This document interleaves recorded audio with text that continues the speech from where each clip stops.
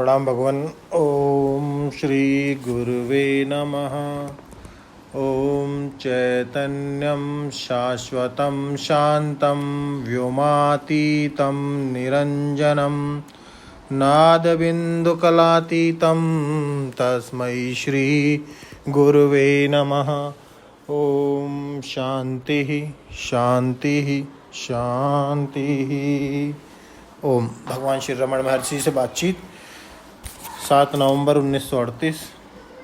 Shri KL. Sharma के प्रश्न का उत्तर देते हुए श्री भगवान ने दक्षिणामूर्ति स्तोत्र के संबंध में कहा, मेरा प्रारंभ में इस स्तोत्र पर टीका लिखने का संकल्प था। श्री रंगनाथ अय्यर मेरी स्तोत्र की तमिल संस्करण की प्रीति ले गए तथा उन्होंने इसे अप्पल पातु के साथ मुद्रित कर दिया।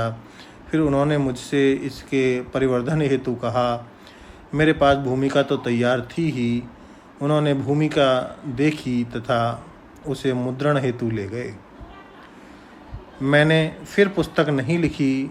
स्तोत्र यूं है, सृष्टिकर्ता ब्रह्मा ने अपने मन से 4 संतानों का सृजन किया, सनक, सनंदन, सनत कुमार तथा सनत सुजात।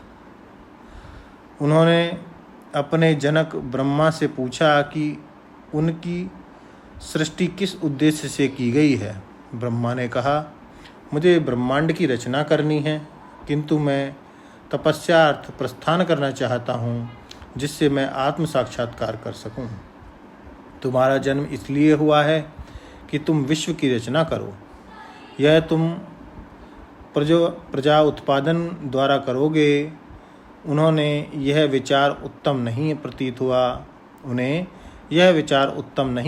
हुआ। उन्हें इस प्रपंच में पढ़ना रुचा नहीं। निज मूल का अनुसंधान ही स्वाभाविक है। अतः उनकी आकांक्षा निज मूल का अनुसंधान कर आनंद उपलब्धि की थी। अतः उन्होंने ब्रह्मा की आज्ञा का पालन न कर वहाँ से प्रयाण किया। उन्हें आत्म साक्षात्कार हेतु मार्गदर्शन की आवश्यकता थी। आत्म साक्षात्कार के वे सर्वथा सुपात्र थे।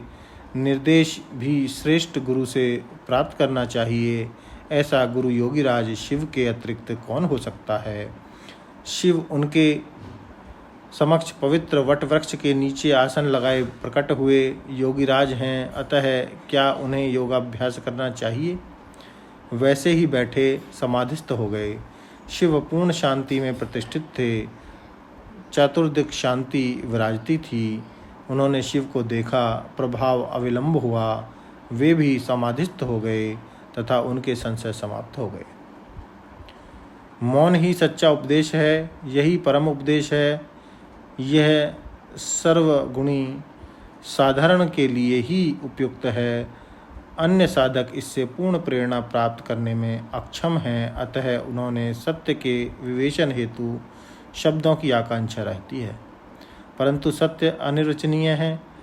इसकी विवेचना संभव नहीं। अधिक से अधिक इसका इंगित मात्र स्वभाव है। यह किस प्रकार संपादन हो। मानव भ्रांतिग्रस्त है। माया का निवारण हो